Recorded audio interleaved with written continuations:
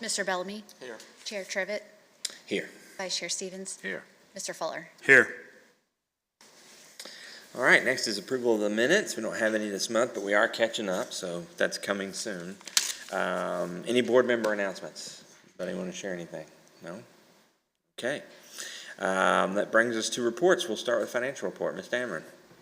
Yes, I think the big news on this report is on August 22nd, we had a successful bond issue, a par amount of almost $64 million with a premium of $2.8 million. I was able then to reimburse for construction costs to that date of $11.3 million. And so during the month, we have $2.4 million year-to-date in operating revenues. We have operating expenditures of $1.4 million, capital expenditures of $4.4 million, and then our other financing, which is the bond proceeds and the premium of $66.8 million. So we finish with a fund balance of $67.5 million. Of that amount, $54.6 million is remaining in the bond escrow account. We have $10.4 million restricted for debt service reserve, about $3 million right now in cash available for operations. And again, we have an accounts payable of about $500,000, which the majority of that is the escrow for MEB, with a final fund balance of $67.4 million. And moving forward, I'll be reimbursing for construction costs as well as our bond issue costs. If you have any questions, I'll be glad to answer them. Any questions for Ms. Dameron? So I think one thing to note about the finances is that the bond sale was successful, as Ms. Dameron said, and it was so successful, actually, that we beat our expectations, which produced a little bit of a surplus. And that is good news because we still do need to wrestle with two issues, the FF&E for the building and the access road that's intended to come off that intersection. The city has been working with VDOT on the cost of that road, and we're very close now to an expected need in terms of cost. And that is based on us getting some grant funding from the state. So I think that's good news. So we're definitely making a lot of progress. Any questions before we move on? Okay. You know, was the FF&E, were part of our contributions paying for some or all of that? That's 400 and 800 as we were ramping those numbers up? I mean, we haven't made those decisions yet, okay. But certainly I think that has to be on the table. We've got essentially Kemper working on FF&E numbers and MEB also working on FF&E numbers, and hopefully between the two of them we bring both numbers down. That's my goal. And then we're going to need to consider the road costs and that total FF&E number and figure out how to cover the gap that's there. I think we'll be able to do it either with a combination of the surplus from the bond sale and what we received from the counties this year in terms of operating. And then, ultimately, if we had to on FF&E, we could finance that cost and pay it out of operating if we had to, because I think we're going to have a surplus there for the first few years until we open the doors. So I think we're riding right now in pretty good shape, at least as I see it. Okay. It'd be nice not to use what we're contributing, but part of what I remembered, that was some of what while we were pre-funding things, so you'd have some money for that as well. That was the intent, yeah. Okay, great. And I guess I should have said this in board member announcements, but I'll say it now, I guess, the Sports Center already being successful. Robbie participated in a meeting along with Visit Williamsburg personnel, and this was announced yesterday at a public meeting, so I don't think I'm saying anything I'm not supposed to say. They met with a major group that books basketball tournaments that after their visit here as a guest to Visit Williamsburg, thank you for doing that, immediately expressed an interest in booking 6 weekends for a very large basketball tournament. So I think that's pretty exciting news. Success before we've even really got the thing going under roof. So that's exciting.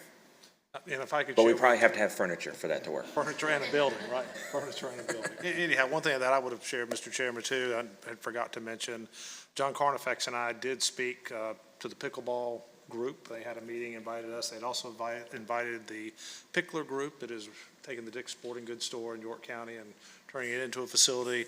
Both presentations, I think, were well received. I think for us, it was nice meeting the group renovating Dick's. They were excited about our facility, and we expressed we were excited by theirs and thought we had some synergies between us. So from that standpoint, I think that was a good discussion with the community and with the other group that's doing a development. It's not competition to us, but might add to and bring some other things here. Yeah, great. All right, we'll move on to the operator report.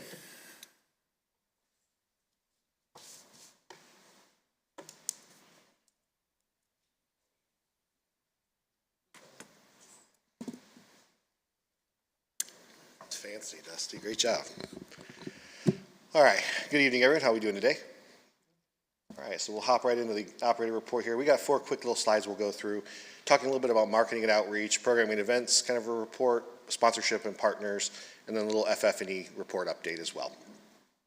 So marketing and outreach, let's start off with branding. So as you know, we're still in development of a branding and a process here for the facility, from a naming, a logo, all those types of things there.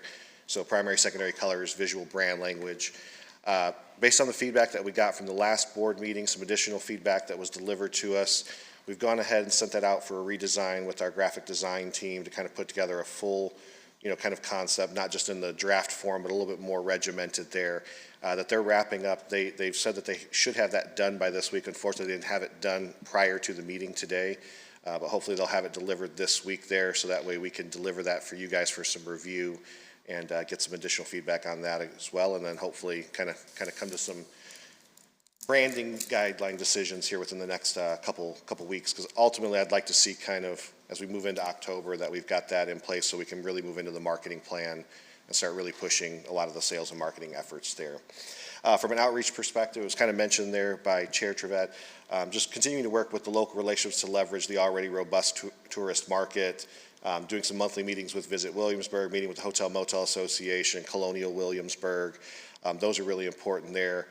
Being a part of kind of that group that we met with last week for basketball tournaments, that was a very productive meeting that looks like it's going to be a very easy win for us right here before we even get open, which is fantastic. It's kind of that perfect segue into the programming and events there. Just a couple different groups that we're really working with there. That group that we talked about was Phenom Hoops.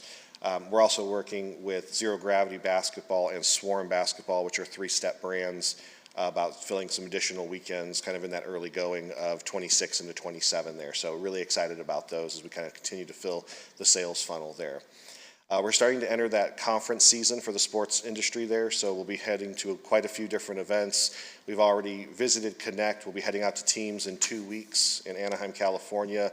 There's also NPRA and then ICMA are 4 major events that we'll be looking to attend, with a primary focus of the Williamsburg project being there. Teams specifically, just want to highlight there for the golf tournament that is being held prior to the actual tournament or the actual conference starting there. That's actually being held at one of our Kemper managed facilities there. So we are actually going to be the sponsor for the breakfast of that golf tournament. So the Williamsburg project will be the sponsor for that. So we'll have some dedicated time to talk to the participants there. So we're really excited about that. Sponsorship and partners, just kind of talking about, one of the main things we've started is talking about pouring rights. So we've conducted initial conversations and requests for proposals with Pepsi, Coke, and Gatorade on pouring rights for the facility there, and have also started the development of our tiered sponsorship packages, so that way we can deliver that for the board to look at as well. From an FF&E perspective, we're actively progressing through the FF&E process there. We've got a master list that's been delivered. We've broken that into segmented based on kind of the types of categories that we would look to, purchase those in there. So we're kind of getting those. The main thing right now from the key action items is, weekly updates with both MEB and MPB to aligning the timing and the mutual goals. We've currently kind of developed the full list of the AV needs that we've sent off for design, and we have got the initial review back of the interior design, which we're reviewing as a group there to make a recommendation. So those are the big ones on the FF&E, and that is a quick update. Be happy to answer any questions that the group may have. Some questions? Thank you, Steve. Appreciate it. Press it again, Dusty. All right, that brings us to the construction report. I think we're going to hear from MVP.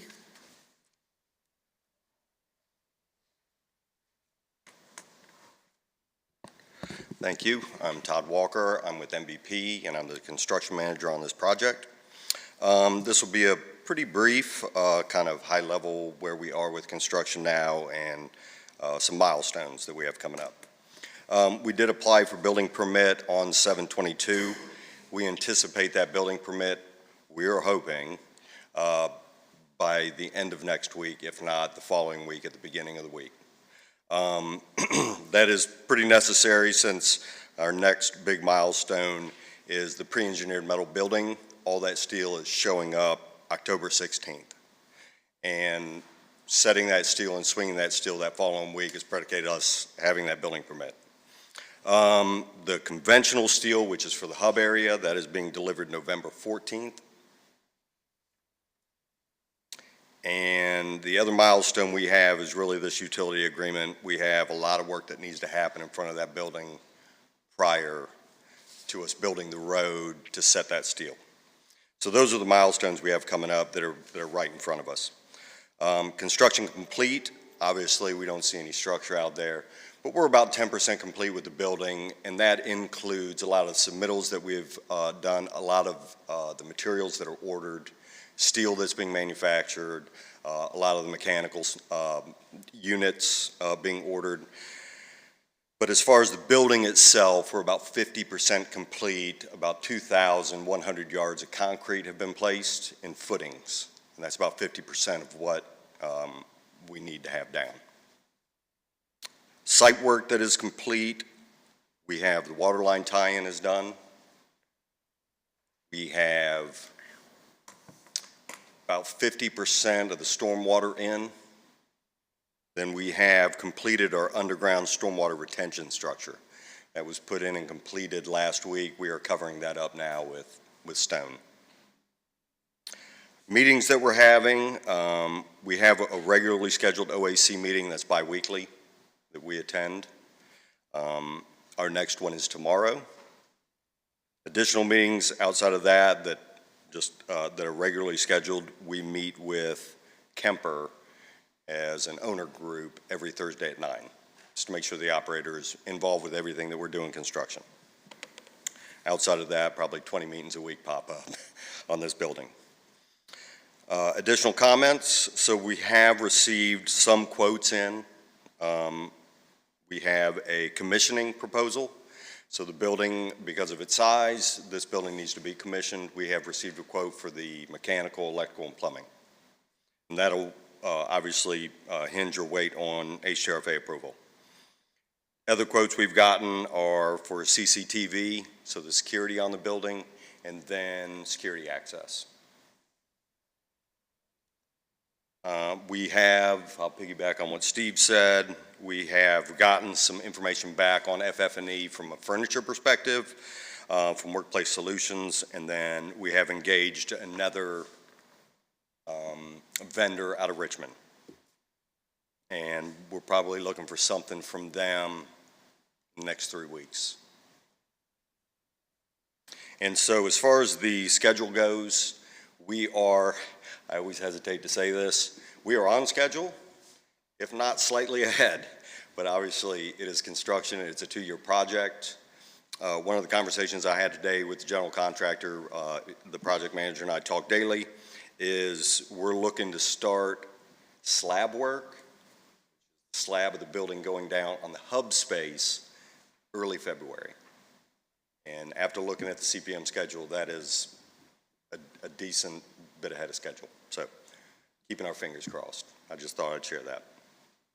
Anybody have any questions? Will the main slab go in after that? When will the main slab area go in? I probably couldn't give you, I would probably assume we have about 2 months worth of slab work to do. It's a lot of concrete. They're going to start in the hub space and then they're just going to make their way. So the steel will go up, it'll go vertical before the concrete goes in? Okay. 100%. That's what I was asking. Thank you. Yep. Chairman, would there be any issue with getting a copy of his notes or Actually, if they're going to be part of the minutes, that'd be fine too? we've posted them as part of the agenda. Okay. And so what Thank will you. happen moving forward is both Kemper's report and MVP's report every month we post it as part of the agenda. Perfect. Thank you. And obviously, if there's anything you want included on this, I can certainly add that. Like if you're curious about something, when that email goes out, what would you like to hear? I can certainly include anything you like. It's high or low level, in the weeds, or whatever it is you want. Only other comment I'd have is I'm super impressed you've already got the steel coming in. That's a big milestone.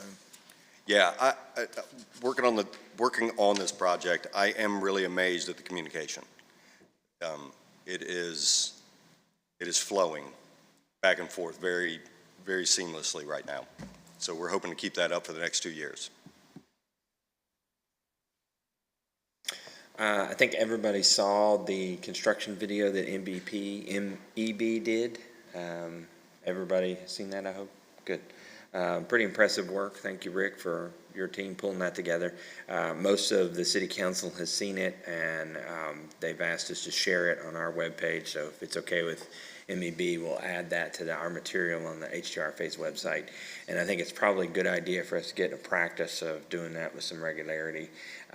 My team, I think, has mounted some time-lapse cameras, so at the end of the project, we'll have a nice video that shows from beginning to end. You'll probably be able to see me and my daughter Avery on a picnic blanket watching the excavators do their thing, because that's her favorite pastime.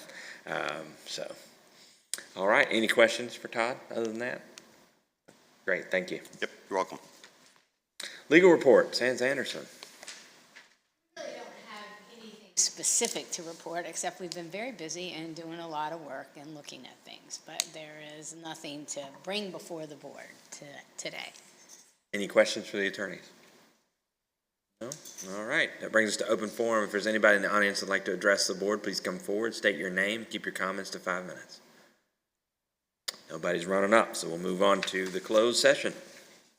Yeah, I thought I might get a month off, but I was handed this just ahead of time, so I'll make a motion. The Board of the Historic Triangle Recreation Facility Authority convene in a closed meeting pursuant to VA Code Section 2.2-37A8, consultation with legal counsel employed or retained by the authority on specific legal matters requiring the provision of legal advice by such counsel relative to utility agreements with CWF and authorization of agreements. So moved. Ms. Hutton? Aye. Mr. Bellamy? Aye. Chair Trivett? Aye. Vice Chair Stevens? Aye. Mr. Fuller? Aye.